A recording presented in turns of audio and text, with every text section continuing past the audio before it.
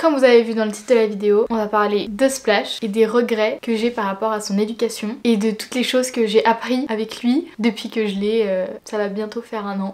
Déjà, ça passe très vite. Mais du coup, c'est parti, je vous laisse avec la suite de la vidéo. Petit disclaimer avant de commencer la vidéo. Je ne suis pas éducatrice, je parle juste de mon expérience, de comment j'ai vécu la chose et puis peut-être ça va permettre à d'autres gens de ne pas faire les mêmes erreurs que moi. Et voilà, donc vraiment, soyez gentils s'il vous plaît avec moi.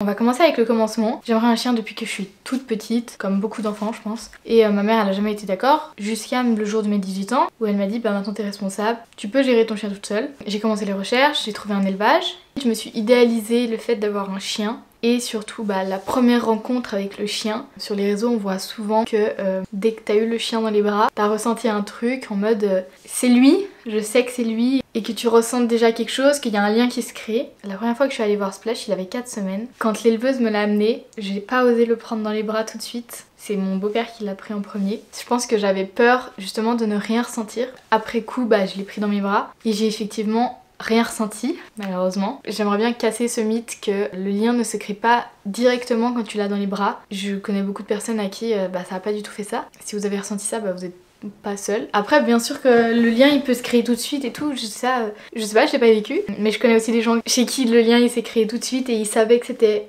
le bon chien. Donc après il est arrivé chez nous quand il avait 2 mois. Et en gros la phase de 2 mois à 4 mois c'est la phase d'imprégnation.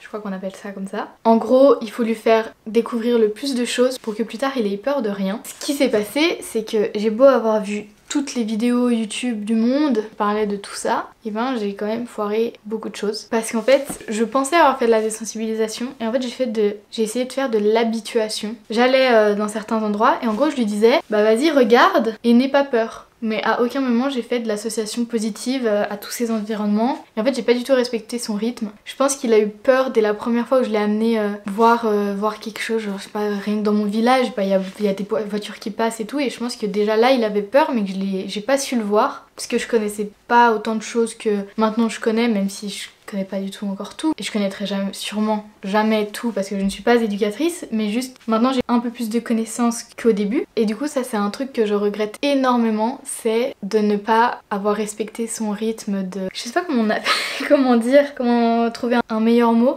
Ouais, j'aurais juste plus dû l'écouter et voir ces signaux d'apaisement, c'est hyper important et je ne connaissais pas du tout ça avant de l'avoir. Enfin je connaissais pas du tout. On va dire que j'ai pas pris en compte ça je pense. C'est vraiment avec du recul, je sais pas comment j'ai pu faire ça mais je me mettais tellement une pression, j'avais tellement peur que plus tard il soit réactif à certaines choses que j'ai cru faire bien et finalement j'ai pas fait bien. Donc je m'en veux énormément maintenant et je regrette du coup de ne pas m'être entourée d'une éducatrice ou d'un éducateur dès le début. Parce que je pense que ça nous aurait bien aidé. Dans cette phase de 2 à 4 mois, c'est beaucoup plus facile de modeler l'esprit de son chien, ses peurs et tout. Alors que maintenant, ces peurs elles sont vraiment ancrées et c'est beaucoup plus difficile de les enlever. Ça prend beaucoup plus de temps. Parce que du coup maintenant c'est un chien qui est réactif à son environnement. Il prend la fuite dès qu'il a peur. Il sait pas gérer ses émotions parce que je lui ai pas appris à gérer ses émotions. Je trouve qu'on en parle vraiment pas du tout de ça, de la gestion des émotions et la gestion de la frustration.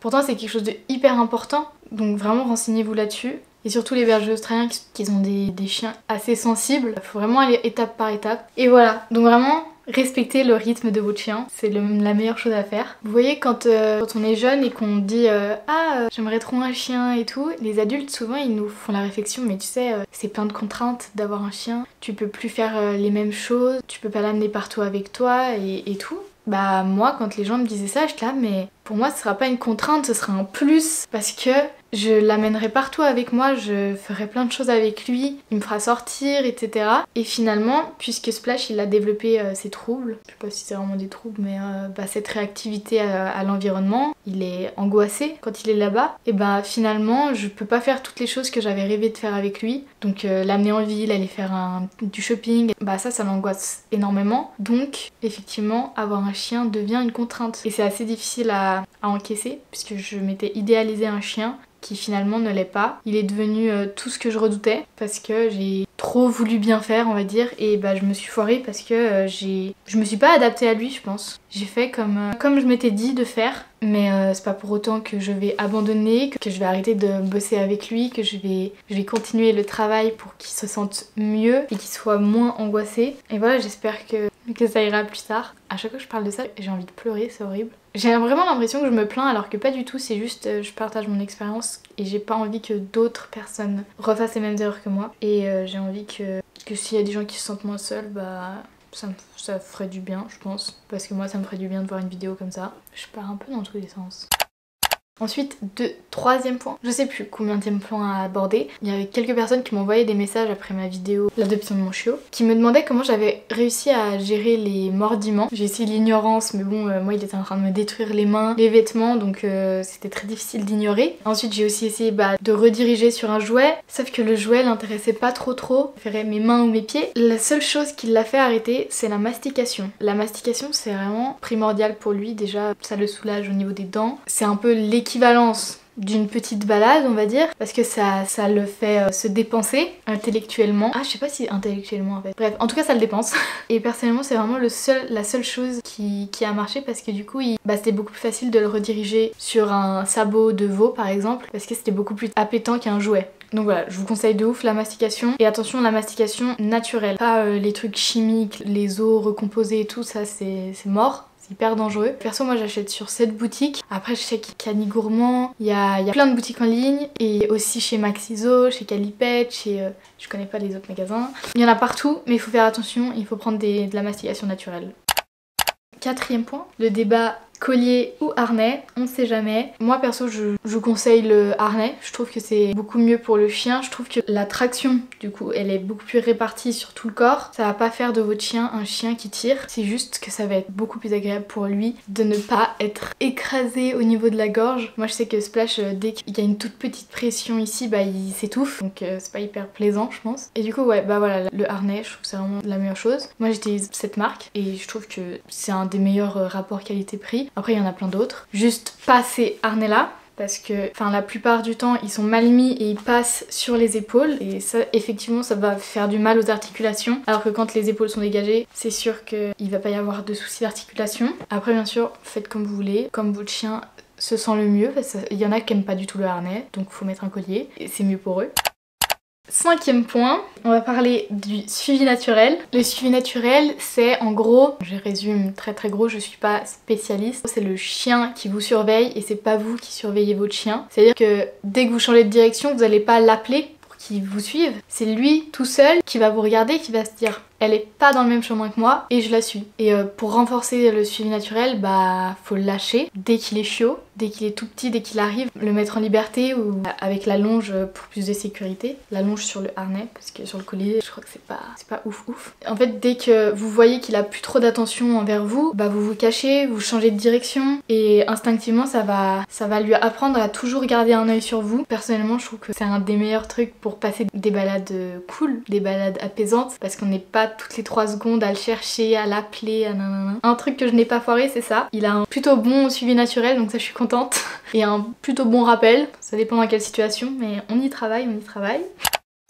Sixième point que je voulais aborder. Personnellement, ce qui m'a aidé le plus dans son éducation, c'est de suivre les comptes Instagram qui ont eu en même temps que moi un chiot. Et que du coup, c'était beaucoup plus facile d'échanger sur les soucis qu'on avait. Ils avaient des conseils à me donner et tout. Et donc ça, vraiment, je trouve que c'est 10 fois mieux que les vidéos YouTube parce que c'est du temps réel. C'est beaucoup plus agréable de voir qu'on n'est pas tout seul dans les mêmes galères avec les mordiments, avec, je sais pas, la solitude, la socialisation et tout. Mon conseil serait de suivre des comptes Instagram. Moi, perso, c'est ces 2 comptes Instagram qui m'ont appris beaucoup de choses parce qu'elles partageaient beaucoup leur quotidien en story et ouais, ça m'a appris pas mal de choses, comme que la mastication naturelle c'était hyper important.